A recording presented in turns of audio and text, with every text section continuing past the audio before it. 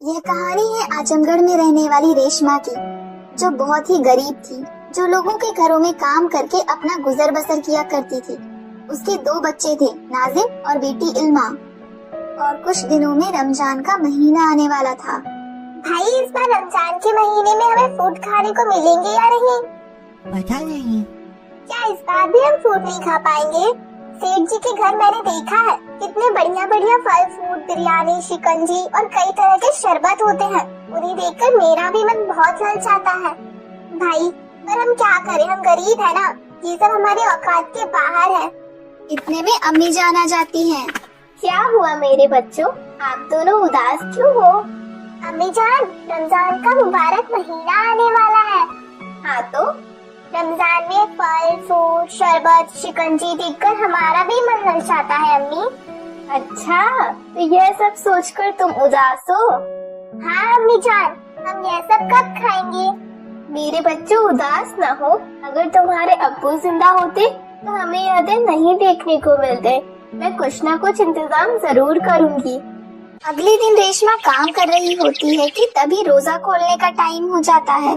सेठ जी के घर अच्छे अच्छे पकवान, फल फ्रूट, बिरयानी, शिकंजी, शरबत को देखकर रेशमा की आंखें भर आती हैं और वह हाथ उठाकर अल्लाह से दुआ करती है, या मेरे अल्लाह, मेरे बच्चों के लिए भी कुछ अता फरमा दे।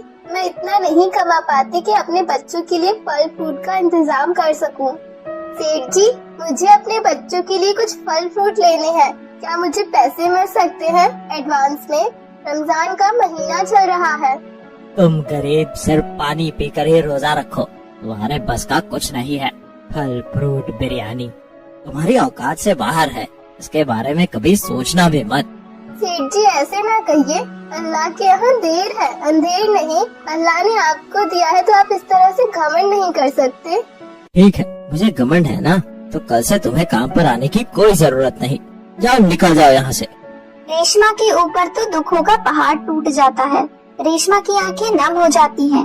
वह घर पहुँचती है, दोनों बच्चों को गले लगा लेती है। बच्चे माँ की आंखों को नम देखकर गमगीन हो जाते हैं। आप रोगी तो हमें भी रोना आएगा। क्या हुआ अम्मी जान? कुछ नहीं बेटा, बस मैंने तुम लोगों के लिए फल फ्रूट मांगे थे सेठ जी से, तो उन्होंने मुझे बहुत बुरा भला कहा और नौकरी से भी निकाल दिया। अम्मी जान, ना रोइए, कल से मैं भी कोई काम देखने जाऊंगा। मैं अपनी माँ को रोता हुआ नहीं देख सकता। अभी तुम्हारी उम्र खेलने कूदने की है बेटा, ना कि काम करने की। अम्मी जान, आप रोइए मत, अल्लाह ताला कोई न कोई अपना फरिश्ता जरूर भेजेगा जो हमारी मदद कर सके। और रमजान के इस मुबारक महीने में अल्लाह ताला किसी को मायूस नहीं करता, सबके घर अपनी रहमत बरसाता है। तो जरूर हमारे घर भी कभी न कभी अल्लाह ताला रहमत बरसाएंगे। तीनों मिलकर रोने लगते हैं और अल्लाह से दुआ करते हैं कि उनकी तकलीफों को अपनी रहमत से दूर अता फरमाए। अगले दिन नाजिम काम की तलाश में बाहर जाता है। रास्ते में वह देखता है कि एक गाड़ी का एक्सीडेंट हो जाता है और उस कार का आदमी बहुत तड़प रहा होता है। नाजिम उसे उठाकर अपने घर ले आता है। माँ देखो, ये आदमी को कितनी चोट लगी है, गाड़ी का एक्सीडेंट हो गया था। अच्छा बेटा, जल्दी से उन्हें अंदर लेकर आओ। वह आदमी बेहोश था। रेशमा उस आदमी की दिन रात खिदमत करती है। फिर 1 हफ्ते बाद उन्हें होश आ जाता है। ये मैं कहाँ आ गया हूँ? ये किसका घर है? ये हमारा घर है। मेरी माँ ने दिन रात आपकी खूब खिदमत की, जिससे आप होश में आ सके, और माँ ने आपकी बहुत सेवा की है। यह सब देखकर वह आदमी बहुत खुश होता है। बेटी, तुम्हारा नाम क्या है? मेरा नाम इल्मा है। मेरी माँ काम की तलाश में रोज बाहर जाती है, पर उन्हें कोई काम नहीं मिलता। तो आप लोग रोटी कैसे खाते हो? पड़ोस से मांगकर खा लेते हैं, और अब तो वैसे भी रमजान चल रहे हैं, तो पूरा दिन वैसे ही भूखा रह लेते हैं और शाम को मस्जिद जाकर कुछ न कुछ खाने को मिल जाता है। उनकी दास्तान सुनकर वह आदमी बहुत ही गमगीन हो जाता है और अल्लाह से मन ही मन कहता है, या मेरे अल्लाह, शायद यही तेरी रहमत है जो मुझे यहाँ तक लाई है। अब मैं इन सबको अपने साथ ले जाऊंगा, शायद मुझे अपना खोया हुआ परिवार मिल जाए। इतने में रेशमा आती है। अरे आप उठ गए जी। आपका शुक्रिया, बच्चों ने बताया कि आपने मेरी कितनी खिदमत की है, जो शायद मेरी बीवी भी ना कर पाती। अगर आपको एतराज ना हो तो मैं एक बात आपसे कहना चाहता हूँ। जी कहिए। मेरा भी इस दुनिया में कोई नहीं है। मेरी बीवी बच्चे एक ट्रेन के हादसे में मारे गए थे। शायद आज अल्लाह ने मुझे मेरा खोया हुआ परिवार वापस कर दिया है। क्या आप मुझसे निकाह करेगी? इन बच्चों की परवरिश भी जरूरी है और मुझे भी एक परिवार मिल जाएगा। यह सुनकर वह सब बहुत खुश हो जाते हैं। तभी वह गाड़ी लेकर आ जाता है। वह आदमी उन सबको अपने घर ले जाता है। ये घर तो कितना बड़ा है। हाँ, मैंने तुमसे कहा था ना, इस मुबारक महीने में अल्लाह ताला अपना कोई न कोई फरिश्ता जरूर भेजेगा, जिससे हमारी गरीबी दूर हो सके। हाँ, सही कहा बहन। अल्लाह ने हमारी सुन ली। अल्लाह की यहाँ देर है, अंधेर नहीं। इस तरीके से उन दोनों का निकाह हो जाता है। इस रमजान के मुबारक महीने में इस गरीब परिवार को एक फरिश्ते के रूप में इंसान मिल जाता है। उनकी गरीबी दूर हो जाती है और वह सब अल्लाह से दुआ करते हैं, या मेरे अल्लाह, हर किसी गरीब को अपनी रहमत से नवाजना, हर एक गरीब की गरीबी दूर करना, जैसे तूने हमारी गरीबी दूर की है। एक वक्त ऐसा था, हमारे पास खाने के लिए कुछ नहीं था। आज हमारे पास सब कुछ है। अल्लाह का शुक्र है कि दस्तरखान पर हर एक नेमत मौजूद है। अल्लाह तेरा लाख लाख शुक्र है। और फिर अजान होने लगती है। वह सब रोजा खोलने लगते हैं। यह कहानी है अली की, जो आजमगढ़ के एक गांव में रहता था। वह बहुत ही गरीब था। उसकी अम्मी घरों में जाकर काम किया करती थी और उसके बाबा जंगलों से लकड़ियां काट कर बेचा करते थे। अली बहुत ही बहादुर और खूबसूरत लड़का था। उसकी एक सहेली थी तमन्ना, जो उसके घर के पड़ोस में रहती थी। वह दिन भर एक साथ खेलते थे। उन दोनों को साथ में रहना बहुत पसंद था। एक दिन की बात है। अरे बेटा अली, अली कहाँ हो? जल्दी आओ, मैं तुम्हारे लिए कुछ लाया हूँ। बाबा आया। अरे वाह बाबा, ये तो बहुत ही खूबसूरत बकरी का बच्चा है।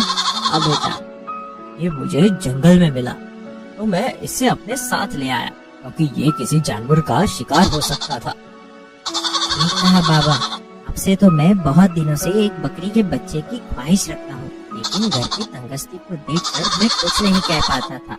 बाबा, आपने मुझे बहुत बड़ी खुशी दी है। आपका बहुत बहुत शुक्रिया बाबा। अच्छा ठीक है बेटा, खाना खा लो। ये अम्मी जान, आप अपने हाथों से खिलाइएगा। मेरा प्यारा बेटा। अली उस बकरी के बच्चे का नाम शेरू रखता है। बाबा, मैंने इसका नाम शेरू रखा है। अच्छा, तो ये तुम्हारा शेरू है? हाँ बाबा, ये मेरा शेरू है। ठीक है, अब हम खेलने जाते हैं शेरू के साथ। जंगल में बेटा कहीं दूर मत जाना, पास में ही जाना, वहाँ जंगली जानवर होते हैं।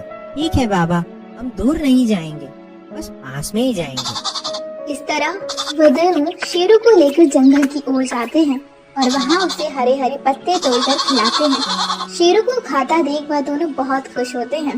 तमन्ना, ये देखो, मेरा शेरू कितना सुंदर है, वो कितना बहादुर और अच्छा है, वो मुझे भी पसंद है।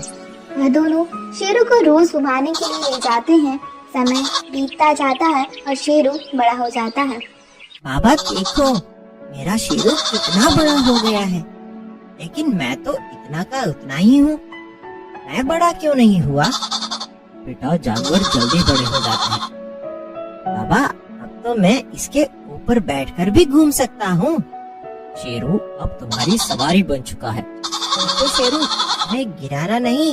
उधर अली के बाबा का काम धाम बिल्कुल खत्म हो चुका था। घर की हालत बिगड़ती चली जा रही थी। अरे अली की माँ, बेटा अली कहाँ है? वह तो अपने हीरो के साथ ही दिन भर घूमता रहता है। न खाने का न पीने का उसे होश है। सिर्फ शेरों के प्यार में ही जीता है। वो तो ठीक है, अभी वो छोटा भी तो है, उसे खेलने दो। अभी उसके साथ बचपन के दिन रात सुहाने होते हैं। नहीं, आज दिन भर घूमा, कहीं काम नहीं मिला। या अल्लाह, हमारी मदद अदा फरमा। बकरा ईद का त्योहार भी नजदीक आने वाला है। मेरे सर पर तो इतना कर्ज हो चुका है, कैसे कर्ज उतारूंगा? बाल बाल कर्ज में है और घर का किराया भी दिन ब दिन बढ़ता जा रहा है। किसी भी दिन मालिक यहाँ आ सकता है। आप फिक्र मत करिए, अल्लाह पर भरोसा रखिए, कोई ना कोई रास्ता अल्लाह जरूर निकालेगा। अल्लाह ने चाहा तो सब ठीक हो जाएगा। तभी अली आता है। बाबा, आप इतने उदास क्यों दिख रहे हैं? कुछ नहीं बेटा, ये तो हमारा नसीब है। बाबा, आप उदास ना रहा करिए, आपको उदास देखकर मुझे अच्छा नहीं लगता। मेरा प्यारा बेटा, बाबा, मैं जब बड़ा हो जाऊंगा ना तो मैं आपके लिए ढेर सारा पैसा कमाऊंगा। बाबा, अम्मी को दोनों को ढेर सारी खुशियाँ दूंगा। इस तरह से कुछ दिन बीत जाते हैं। एक दिन गांव में बकरा दौड़ की प्रतियोगिता होती है और जीतने वाले को 20,000 का इनाम था। अली पोस्टर देखकर खुश हो जाता है और कहता है, देख शेरू, हमारी गरीबी दूर होने का टाइम आ चुका है। शेरू, तुम्हें हमारी मदद करनी ही होगी। तुम्हें पता है ना, बाबा कितने दुखी है। मुझे बाबा को खुश करना है। बाबा का काम बिल्कुल नहीं चल रहा है। शेरू, अब हमें और तुम्हें मिलकर बाबा की तंगस्ती को दूर करना है। शेरू भी इशारे में गर्दन हिलाता है। अली उस कैंप के पास जाता है और वहाँ पर खड़े बाहुबली से पूछता है, बाहुबली जी, क्या यह बकरे की दौड़ प्रतियोगिता है? हाँ बेटा, ये बकरे की दौड़ प्रतियोगिता है। इसमें जीतने वाले को 20,000 का इनाम है। हमारा बकरा तो बहुत ही खूबसूरत है, तगड़ा है। तुम भी इस प्रतियोगिता में शामिल हो सकते हो, लेकिन इसके लिए तुम्हें 500 रुपए एंट्री फीस देनी होगी। क्या? 500 रुपए तो मैं कहाँ से लेकर आऊँगा? हमारे घर में तो खाने के लिए भी नहीं है। बेटा, तुम इस प्रतियोगिता में हिस्सा नहीं ले सकते।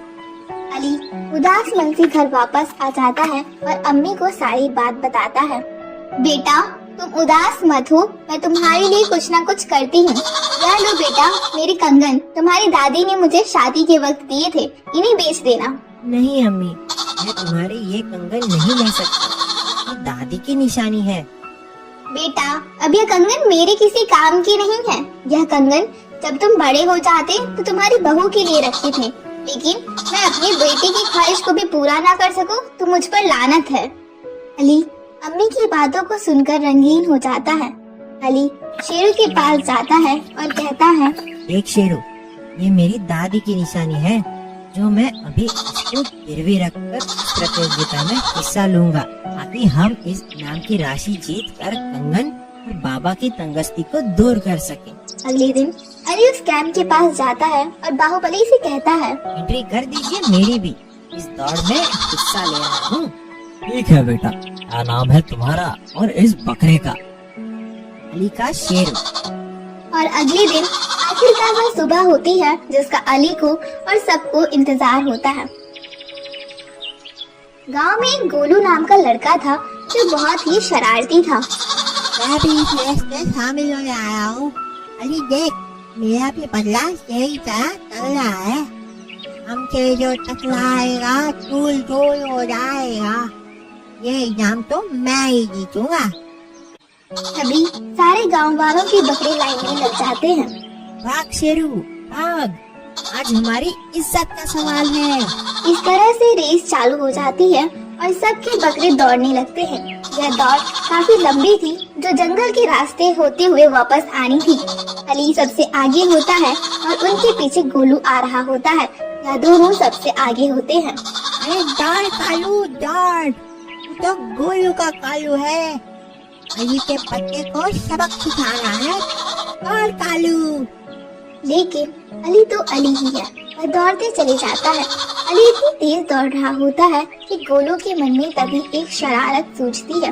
वह कुछ ही दूरी पर तार बांध देता है। इस रास्ते से अली को वापस आना होता है। शेरू भी इतनी तेज दौड़ रहा होता है कि उन्हें वहाँ लगा हुआ तार दिखाई नहीं देता। जैसे ही वह दोनों तार से टकराते हैं, गिर जाते हैं। ऐसा लगा मेरा दिमाग, तो ये सब तुम्हारा करा था। ये सीखने के लिए दोस्त नहीं, दिमाग भी लगाना पड़ता है। उधर गोलू हंसता हुआ निकल जाता है। इधर अली और शेरू को बहुत चोट आई होती है। अली रोने लगता है। अली शेरू से कहता है, देख शेरू, अगर ये रेस हमने नहीं जीती तो माँ के कंगन चले जाएंगे और हम पर और कर्जा हो जाएगा। मुझे तुझ पर भरोसा है। शेरू, मेरा नाम अली है और उठ शेरू, अली का नाम लेकर उठते हैं। चल उठ शेरू, चल उठ शेरू। और अली शेरू की कमर पर बैठता है और नारा लगाता है, नारे तकबीर, या अली मदद। शेरू हवा से बातें करने लगता है और दौड़ता जाता है और गोलू के नजदीक पहुंचता है। अरे ये क्या, ये तो इतनी जल्दी कैसे आगे आ गया? ये तो अकल के अली निकला भाई। इसे अब कोई नहीं हरा सकता। अली दौड़ता जाता है और रेस पॉइंट के रिबन की रेड लाइन को प्राप्त कर जाता है। इस तरह से अली उस रेस को जीत जाता है। उसकी अम्मी अब्बू बहुत खुश होते हैं।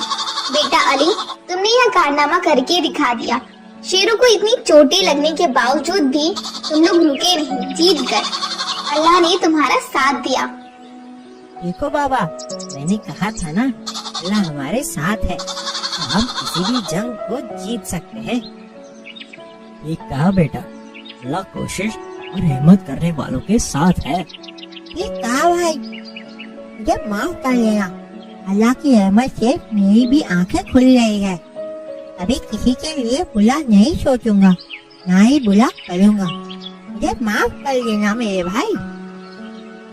इस तरह गोलू को इनाम के लिए स्टेज पर बुलाया जाता है। ये लो बेटा, तुम्हारे इनाम के पैसे। तुम बहुत बहादुर हो। तुम्हारा शेरू भी बहुत बहादुर है। जी शुक्रिया। इस तरह सभी लोग बहुत खुश होते हैं। अली को इनाम के पैसे वापस मिल जाते हैं और कंगन वापस लाकर वह अपनी अम्मी जान को वापस कर देता है। ये लो अम्मी जान, आपके कंगन मेरी दादी की निशानी थी। मैं इसे कैसे जाने देता? अली शेरू को गले लगाकर प्यार करता है और कहता है, मेरा शेरू मुझे दुनिया में सबसे प्यारा है। अगले दिन शेरू गांव में टहल रहा होता है। तभी कुछ चोरों की नजर शेरू पर जाती है। अरे मिठीलाल, ये बकरा तो बहुत ही मोटा ताजा है। बकरा ईद आने वाली है, इसे बेच कर तो हमें बहुत सारे पैसे मिलेंगे। सही कहा दुनिया। वह दोनों रात होने का इंतजार कर रहे होते हैं। तभी वे शेरू के पास जाते हैं और उसकी रस्सी पकड़कर खींचने लगते हैं। उनको क्या पता था कि यह कोई आम बकरा नहीं था। खींच दुनिया खींच, ये चल क्यों नहीं रहा है? ये अपनी पिछवाड़ी से आवाज ना निकाल भाई। अरे भाई, ये खींच ही नहीं रहा है। ना होता है, हमसे तो खींच भी नहीं रहा है। शेरू धनिया की पिछवाड़े पर सींग मारता है अरे माँ, मर गया रे। और जोरों से चिल्लाने लगता है। चीखने की आवाज सुनकर घर के सभी लोगों की आंख खुल जाती है और अली दौड़ता हुआ आता है। वो तुम लोग मेरा शेरू चुराने आए थे? ये बकरा नहीं, मेरा भाई जैसा है। तुम्हारे लिए अकेला ही काफी है। तभी वह दोनों दुम दबाकर भाग जाते हैं। बकरा ईद का त्योहार नजदीक आ जाता है। अली के बाबा अली से कहते हैं, बेटा अली, आपका ईद आ गई है। हाँ बाबा, मैं जानता हूँ आप मुझसे क्या कहना चाहते हो। अली और बाबा दोनों की आंखों में आंसू आने लगते हैं। इतने में अम्मी भी आ जाती हैं और वह दोनों की बातें सुनकर गमगीन हो जाती हैं। बेटा, हमें अब उस शेरू को अल्लाह की राह में कुर्बान करना होगा। नहीं बाबा, नहीं, मैं शेरू के बिना कैसे जीऊंगा? मैं जानता हूँ मेरे बच्चे, ये तुम्हें सबसे अजीज है। देखो ना अम्मी, बाबा मुझसे क्या मांग रहे हैं? जिसके बिना मैं जी नहीं सकता, वो चीज बाबा मुझसे मांग रहे हैं। बेटा अली, सब्र रखो, क्योंकि मरने के बाद यह तुम्हें अल्लाह के घर वापस दे दिया जाएगा। अल्लाह की राह में हम जो भी चीज कुर्बान करते हैं, अल्लाह हमें वो वापस अदा कर देते हैं। जो चीज हमारे दिल से जुड़ी होती है, प्यारी और सबसे अजीज होती है, उसे अल्लाह हमें वापस कर देता है। और यह तो तुम्हारे लिए खुशनसीबी होगी कि बेटा तुम अपनी सबसे प्यारी चीज अल्लाह की राह में कुर्बान कर रहे हो। अल्लाह तुम्हें सब्र देगा और कामयाबी अता फरमाएगा। तुम मेरे बच्चे गमगीन ना हो। अम्मी जान, ऐसे गमगीन ना हो। मैं समझ सकती हूँ तुम्हारा दर्द बेटा। तभी तीनों मिलकर लिपट कर रोने लगते हैं और अली को दिलासा देते हैं। उधर शेरू की भी आंखों में आंसू आ जाते हैं। तभी अली शेरू से भी लिपट कर रोने लगता है। या अल्लाह, हमें सब्र अता फरमा और हमारी कुर्बानी को जायज मकाम देना। हमसे जो भूल चूक हुई हो हमें उसे माफ अता फरमाना। बाहर दरवाजे पर खड़ा कसाई आवाज देता है। अली के बाबा, आ जाइए शेरू को लेकर। इसे हमें अल्लाह की राह में कुर्बान करना है। शेरू, हम अल्लाह के घर पर मिलेंगे, तुम मेरा इंतजार करना। सब लोग हाथ उठाकर दुआ करते हैं शेरू के लिए, हमारी कुर्बानी को अता फरमा। इस तरह शेरू को अल्लाह की राह में कुर्बान कर दिया जाता है। अगर हमारी कहानी अच्छी लगे तो लाइक करें, शेयर करें और सब्सक्राइब करें।